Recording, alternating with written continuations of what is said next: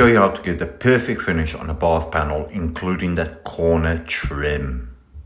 I did a video the other day framing a bath and putting a bath panel and fitting wall boards as a bath panel. A lot of people really enjoy the video. A few of them has asked me to do a video on how to frame a bath with the end panel. Let me show you. I'm going to run you through the whole process of how I do it. Now, we'll include some tips, tricks and hacks like I did in the previous video, and hopefully those will make your life much easier when you're doing these bath panels. On a note, a laser level goes a very long way. It's very helpful to have one. But I'm going to do this bath panel without the laser level. For those people that don't have a laser level, or sometimes you can't use a laser level because of the awkwardness or the tight spaces or anything like that. So let's do one old school style. So the very first thing you've got to establish is the depth of your panel, where it's going to finish and where you're going to put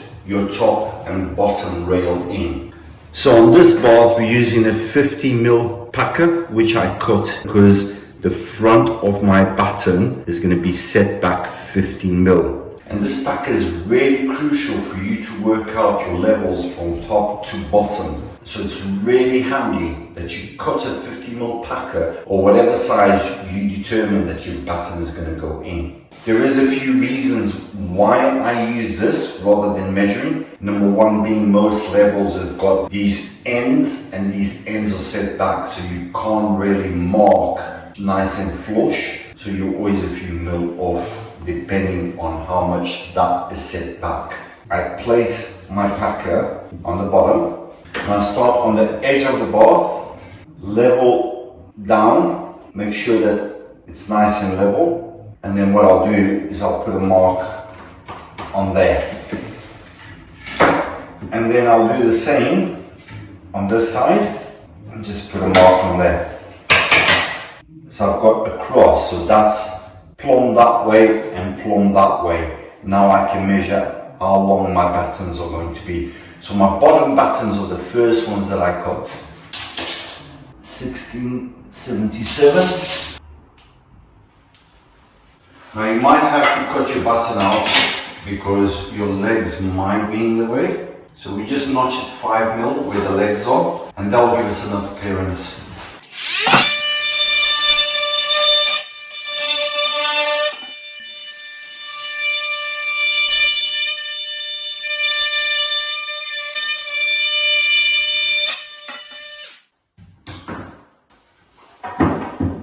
We'll use our packer just to confirm that our batten is in the right place, and then we can measure our side one, which is 647. So we'll get that cut.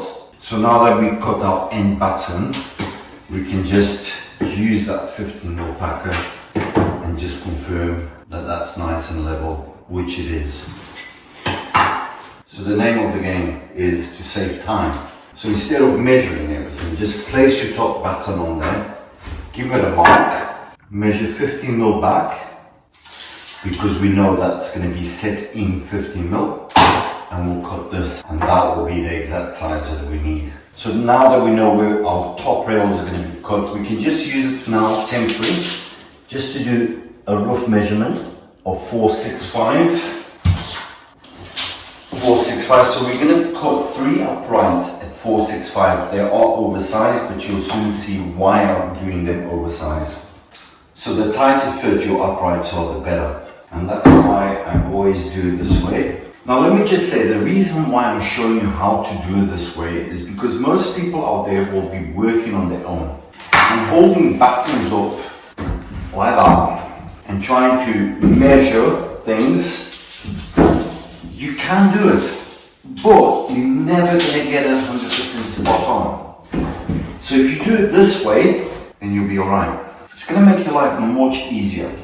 So basically all you want to do is get that oversized batten on there, temporary, your center one on, temporary, and your end one on, temporary. Those battens will now hold the top rail up in the right position, and you've got hands free to measure and do whatever you want to do. Use that spacer to make sure that everything is nice and level before you measure your batten going down. We'll just make sure that it's on there as well. And then you can take your measurements. 459, 455. It's always good practice to make sure that your bath is actually level. It saves you a lot of hassle afterwards. But now that we've got those measurements, your 3 uprights can be cut, and then we can proceed on to the next step. So as you can see, these has got these divots, like I showed in the previous video. These little divots are actually fixing points for brackets that go on there, and then the plastic bath panels will hook onto those there. But we're going to use these divots to screw our batten on. It's always good to mark the sizes on your buttons, and we've also written the size down on your bottom button. That way we don't lose track on which one goes where.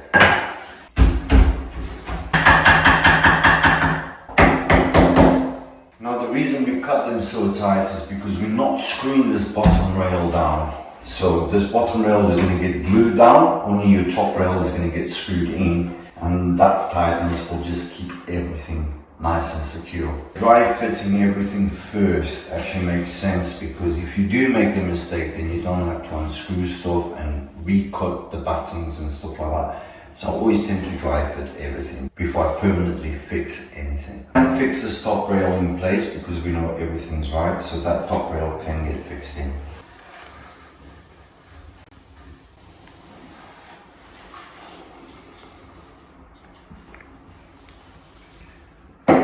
Now, because those divots are every other place, I like to put PU foam in just to hold it a bit better.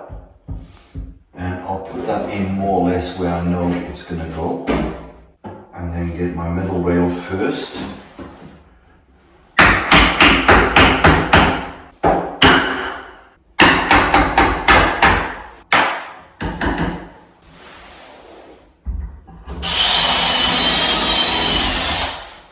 So before you screw anything down, always make sure that everything is flush where you need it to be.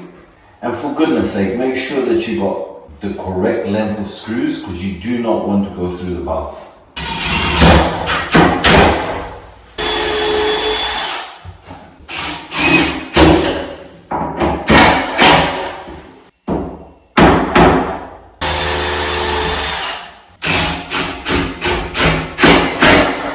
So now that we know that's all in the right place and plumbed up, we can measure this top rail here, which is 622, and we can cut that now. Just like the others, always cut that oversized. Leave your hands free to measure. And now we know we can cut it at 454.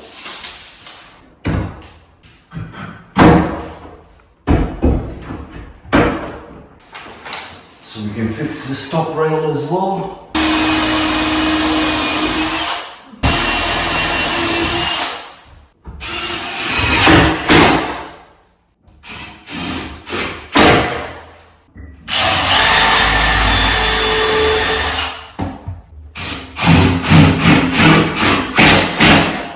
Now that we finally got our top rails and everything cut to size, we can just take these off. Put foam on our bottom rail.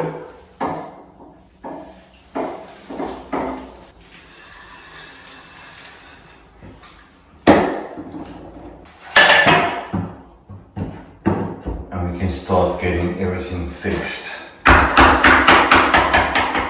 Now let me just say that ideally you use a nail gun, second fix nail gun, and pin all these. That will be much easier. But because I'm showing the video to people that might not have a nail gun, I'll just show you that you can use screws to fix everything together. But pre-drill everything just makes life much easier.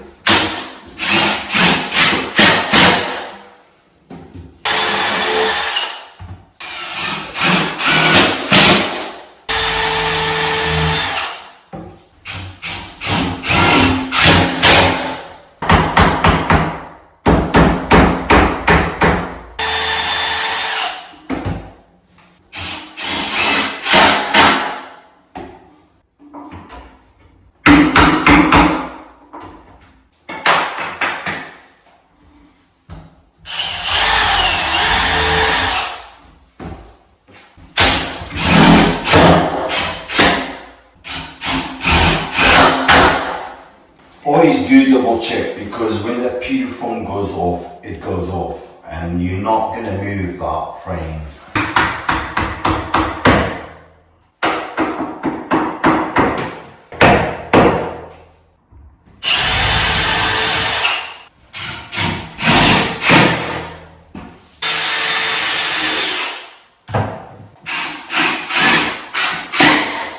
And that's how you frame a bath with an end panel. Now all we got to do is cut the panels and put them in place. And these corners will have an external corner trim, which is slightly oval. You don't really want a sharp edge on there. Right, so we're not going to get the panels cut upstairs because we're going to run out of time. But luckily I've got loads of baths that I've been doing. And this is an exact mirror image to the one upstairs. So we've cut the panels on here. We've not cut the panels flush to each other. Reason being is that that external trim needs to go in. So let me show you how this looks when it's finished. You simply pull your panel out, put your trim in.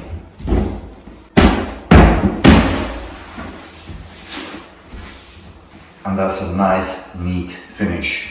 No sharp edge on there, and looks absolutely neat. There you go. That's more or less the finish before it's been siliconed.